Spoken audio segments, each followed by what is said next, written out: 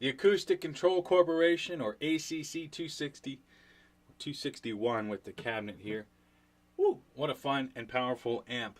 Late 60s, 70s, discontinued in the 80s. They have a few 2 models and a bunch of other ones as well. But this here is an icon. If you're looking for it, you already know what it is. If you're checking out solid state amp repairs, this is kind of a cool one to get into because it's wide open in here. There's a few circuits and it's pretty easy to understand in the schematics and stuff around here. So it's a really cool one to get into. Powerful amp though, large capacitors, high voltage and all that stuff once we crack it open. But initially evaluating it, what I like to do is go through each knob and turn up and down and just kind of see and listen to what's going on. We're on right now. See, I had its switch replaced already and a grounded plug has been installed.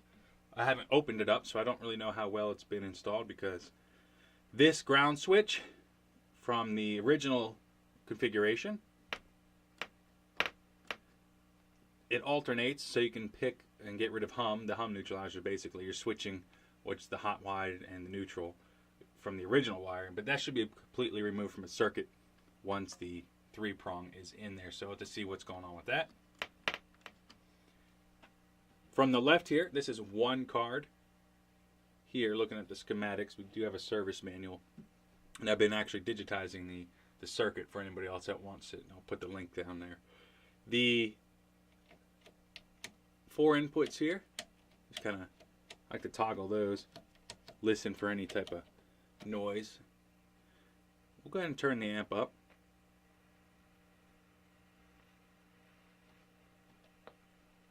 Kind of push and wiggle. Standard. It looks dirty and needs a good cleaning. There we go. Touch it, see if we'll get any grounding noises. I was playing it for a little while, so it does play, but there's definitely some noticeable issues. But here, this would be like the first go around. All right.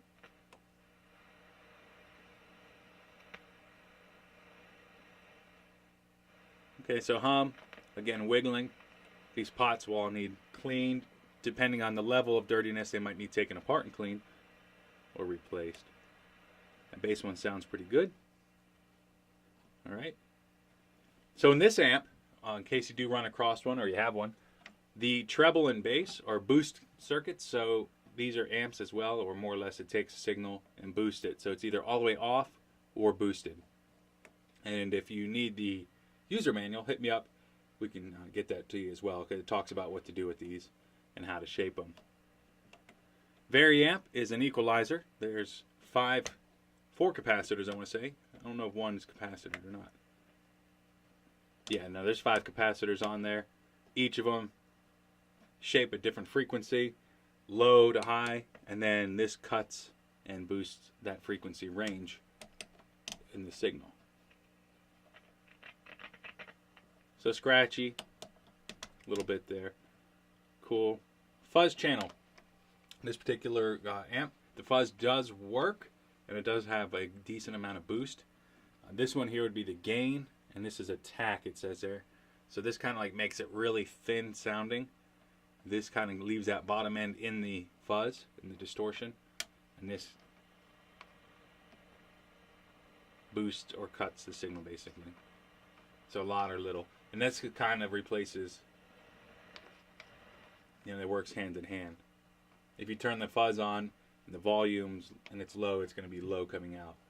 So you got to crank it up almost to match, gain match the 2 circuits there.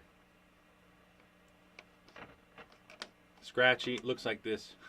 Yeah, you can see here. This is a smaller knob, so some of these have been replaced. Cool. We do have the foot switch hooked up, actually.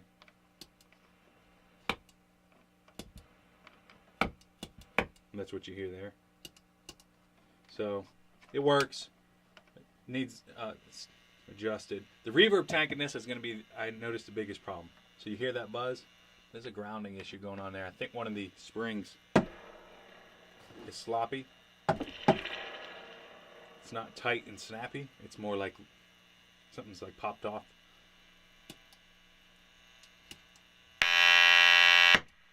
Sorry about that. Electronic tuning fork. Turn that off.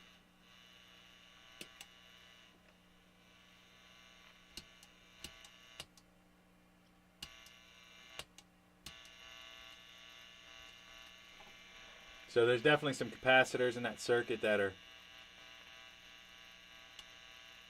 or some grounding, because my foot is only touching that foot switch, not pressing it down, but you can hear it's picking up noise. So there's a capacitor. Usually capacitors will do that to like amplify, you know, electrical signals, and my body will act as an antenna.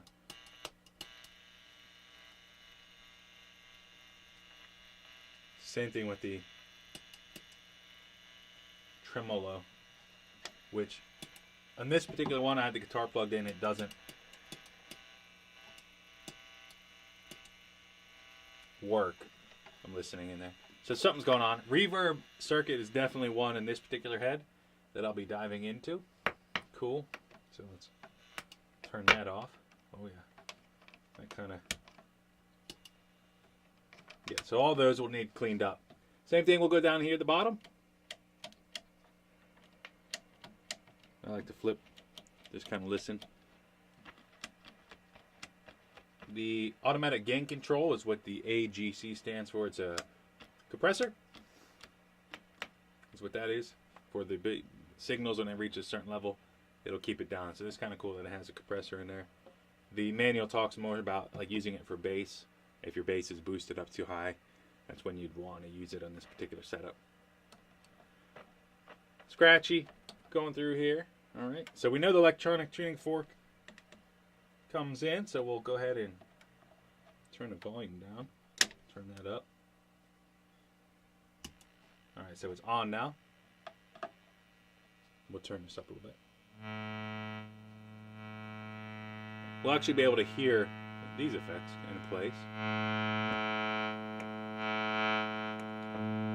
So that's boosting the bass, cutting, shaping that signal.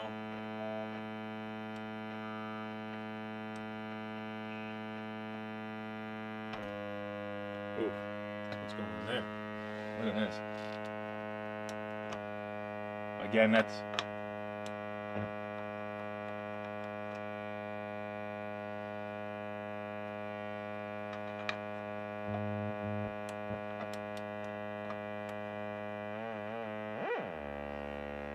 Alright. The foot switch does work. So all these pots will have to be cleaned. And I noticed here, looks like there's a screw missing on the bracket inside. I had other ones apart before. I haven't had this one apart. So what I'll do with this one is once we take it all apart, these will all come off. We'll see if we can't source some of the regular ones here, get those replaced with the actual size ones here, the right ones. And I'm going to look for a regular toggle switch too, just aesthetically. I mean, this works, but it's kind of cool. The light does work. That's good. So that's kind of what I like to do. Go through, test everything, plug in and stuff out. Like I had guitars in here. The signals are not great coming in the preamp.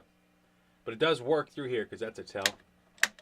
Electronic tuning fork circuit directly feeds into the input of the B channel. A channel, B channel. Again, check the links there. I'm building out a digital subscription or digital schematic from the actual schematic in the book here. That way it's a little bit easier to play with and learn, as well as the service manual. So if you need any of those, just leave me a comment and we'll take care of that. Check out the forums too. A lot of good information over there. Thanks.